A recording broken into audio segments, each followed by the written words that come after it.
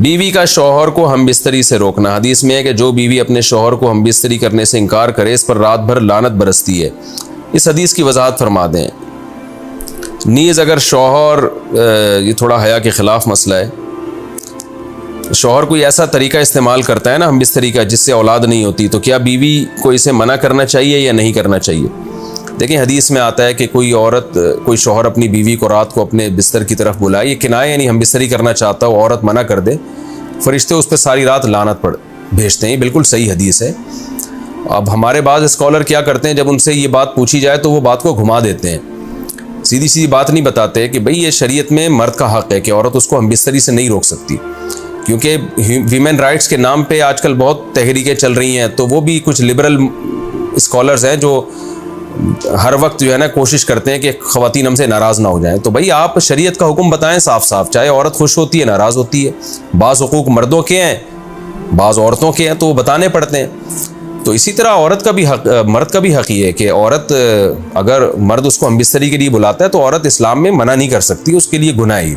हाँ बीमार हो तो एक अलग बात है, बुखार है उसको, ये कोई वाकई बीमारी हो तो फिर एक अलग बात है। नॉर्मली उसको इजाज़त नहीं है कि वो शौहर को मना कर दे, बल्कि इसमें हदीस में बहुत सख्त ताकीद है।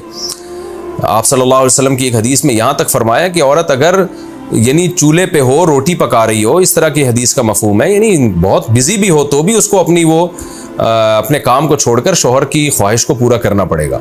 और ये नेचर के भी मुताबिक है, क्योंकि मर्द में जब ये सेक्स की ख्वाहिश पैदा होती है और उसको कुचला जाए तो मर्द बहुत ज़्यादा डिस्टर्ब होता है। ख़वातीन इसमें अपने आप को मर्दों जैसा समझती हैं, वो समझती हैं हमारा इसमें वही हक़ है जो मर्द का हक़ है। भाई अल्लाह ने दोनों की डिज़ायर्स में ज़मीन आसमान का फ़र्क रखा है, तो मर्द को बहुत ज़्यादा नुकसान होता है इससे, वो बहुत ज़्यादा मेंटली डिस्टर्ब होता है इससे, क्योंकि अल्लाह ने ये डिज़ायर्स औरत की निस्बत मर्द में बहुत ज़्यादा रखी है, थोड़ी ज़्यादा नहीं बहुत ज़्यादा रखी है।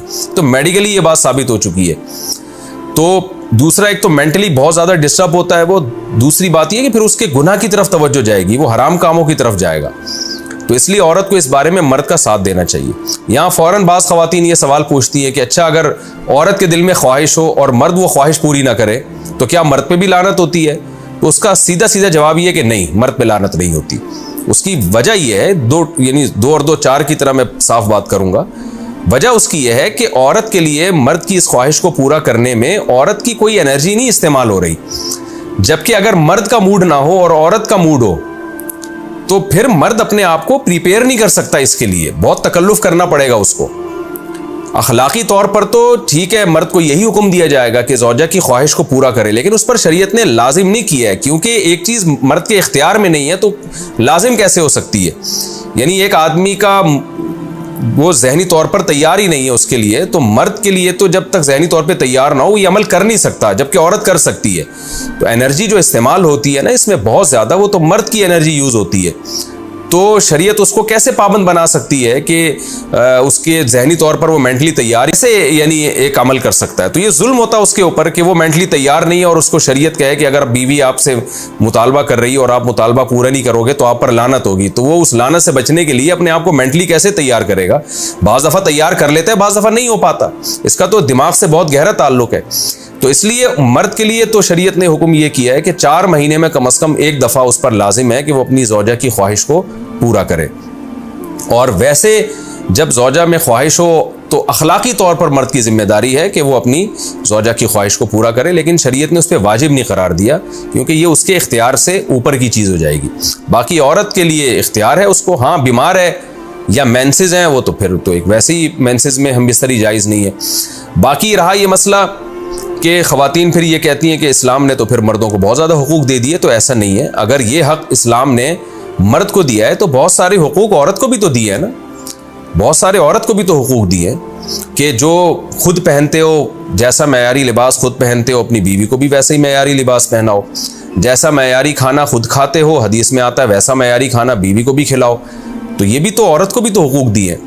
हमारी ख़वातीन जिस वेस्टर्न कल्चर को फॉलो कर रही हैं उस कल्चर में तो ये है कि औरत शौहर को हमबिस्तरी से रोक सकती है, शौहर बीवी को भी रोक सकता है, यानी शौहर भी मना कर सकता है, औरत भी मना कर सकती है। वहाँ दोनों के हुकूक सेम है, लेकिन फिर वो इतने सेम है कि फिर वहाँ मर्द के ज़िम्मे शौहर का औरत के ज़िम्मे यानी मर्द के ज़िम्मे औरत का नान नफ़क़ा भी नहीं है। तो फिर गैस बिजली के बिल भी औरत यानी मर्द के जिम्मे नहीं है। तो फिर ख़वातीन से लेना है ना वेस्टर्न कल्चर को, तो फिर पूरा लेना वहाँ से। तो फिर शौहर क्यों गैस बिजली का बिल जमा करा रहा है, बच्चों की स्कूल की फीसें शौहर क्यों दे रहा है, शौहर नानफ़ा क्यों दे रहा है? तो जब इस्लाम ने कुछ हुकूक औरत को दिए हैं तो कुछ शौहर को भी दिए हैं, तो इसी तरह से बैलेंस हमारी सोसाइटी में कायम होगा।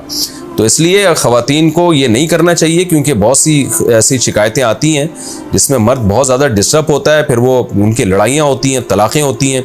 औरत इसको नॉर्मल ले रही होती है, मर्द के दिमाग पे शहवत का एक जुनून चढ़ा हुआ होता है। जब बीवी उसको मना करती है वो बहुत ज़्यादा मेंटली डिस्टर्ब होता है, और फिर वो मार धाड़ तक नौबत भी आती है, फिर वो तलाक़ों तक नौबत भी आती है। तो ये बहुत गलत चीज़ है।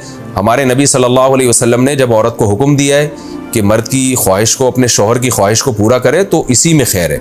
औरत को चाहिए उस वक्त चाहे दिल ना भी चाह रहा हो, अपने शौहर की इस ख्वाहिश को पूरा कर दिया करें।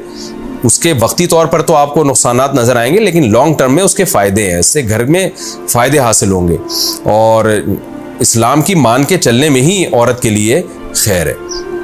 रहा ये मसला कि शौहर अगर कोई ऐसा तरीका इख्तियार करता है हमबिस्तरी का जिसमें वो औलाद को रोकता है, तो इसमें यह ज़रूरी है कि बीवी की परमिशन हो। वो औरत की परमिशन के बगैर ये काम नहीं कर सकता। तो क्योंकि औलाद दोनों का हक़ है, औलाद को रोकने के लिए दोनों की परमिशन होगी तो औलाद रोकी जा सकती है। अगर दोनों में से एक की भी परमिशन नहीं है तो फिर औलाद रोक नहीं सकते। दूसरी शादी को मेंशन करना लाजिम है। क्या दूसरी शादी में निकाह नामे में दूसरी शादी का लिखना ज़रूरी है, या दूसरी शादी के वक्त दूसरी शादी का बोलना ज़रूरी है? आरिफा सुल्ताना इंडिया से। नहीं जी, ना लिखना ज़रूरी है ना बोलना ज़रूरी है। अलबत्ता दूसरी बीवी जिससे शादी हो रही है उसको बताना ये ज़रूरी है कि पहले से मैं शादीशुदा हूँ, मेरी एक बीवी मौजूद है। इस सेंस में ज़रूरी है कि अगर आपने नहीं बताया तो इसके साथ धोखा है, और धोखा इस्लाम में हराम है। निकाह तो हो जाएगा, आप बताएं या ना बताएं, निकाह तो नाम है इजाब व कबूल का, वो तो हो जाएगा, रजिस्ट्रेशन भी हो जाएगी उसकी पाकिस्तानी क़ानून में। लेकिन उसमें अगर आपने दूसरी बीवी को नहीं बताया कि मेरी पहले से मौजूद है, तो ये धोखा बहरहाल है और धोखे का गुनाह होगा।